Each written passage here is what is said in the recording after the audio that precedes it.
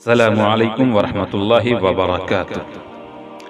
ایک راہب اور ایک عورت کا واقعہ۔ ناظرین کرام، ایک راہب جنگل کے اندر ایک مکان میں عبادت کیا کرتا تھا۔ 60 سال تک عبادت کرتا رہا۔ ایک دن کھڑکی سے جب اس نے دیکھا کہ سامنے ندی ہے تو سوچا کہ چل کر غسل وغیرہ سے فارغ ہو لوں، اس کے بعد پھر سے آ کر عبادت میں مشغول ہو جاؤں گا اور کسی کو دیکھوں گا نہیں، اس لیے مجھ سے گناہ کا صدور بھی نہیں ہوگا۔ چنانچہ جب وہ راہب باہر نکلا تو اچانک اس کی نظر ایک عورت پر پڑی اور اتفاق سے اس عورت کا کپڑا اس کے تن سے اتر گیا، اس کے تن سے ہٹ گیا۔ اس کے بعد اس راہب کو اس عورت پہ دل آ گیا۔ اس کے بعد اس نے اس عورت کے ساتھ زنا کر لیا۔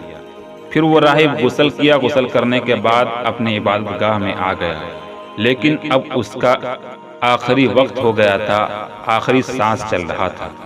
ایک فقیر اس کے پاس آیا اور کہنے لگا کہ کچھ کھانے کو دے دو۔ چنانچہ وہ راہب اپنے تھیلے کی طرف اشارہ کرتے ہوئے کہا کہ ہمارے تھیلے میں روٹی کا آدھا ٹکڑا ہے، اسے اٹھا لو۔ چنانچہ اس فقیر نے اس ٹکڑے کو لے لیا اور چل دیا۔ اسی اثنا میں، اسی درمیان اس راہب کا انتقال ہو جاتا ہے۔ جب میزان میں اس کی 60 سال کی عبادت کو رکھا گیا تو زنا کے مقابلے میں اس کی 60 سال کی عبادت بیکار ہو گئی اور زنا کا پلڑا جھک گیا۔ اب اس کی نیکی میں صرف روٹی کا ایک ٹکڑا بچا تھا۔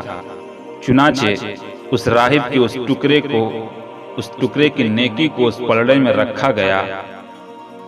پھر اس راہب کا پلڑا جھک گیا اور اس ٹکڑے کی وجہ سے اس راہب کی بخشش ہو گئی۔ ناظرین کرام، اس واقعے میں ہمیں سمجھنے کی یہ ہے، اس واقعے سے ہمیں یہ سبق ملتا ہے کہ اعمال چاہے آپ جتنے بھی کر لیں لیکن اخلاص ہونا چاہیے۔ اخلاص کے ساتھ اگر آپ نے ایک ٹکڑے بھی اللہ کے راستے میں دیے اور اللہ کے راستے میں اگر وہ قبول ہو گیا تو اللہ تبارک و تعالی اس ٹکڑے کے بدولت آپ کی مغفرت کر سکتا ہے۔ لیکن کبھی کبھی ایسا بھی ہو جاتا ہے کہ آپ کی ایک گناہ کی وجہ سے ساری زندگی کی عبادت رائگاں ہو جاتی ہے۔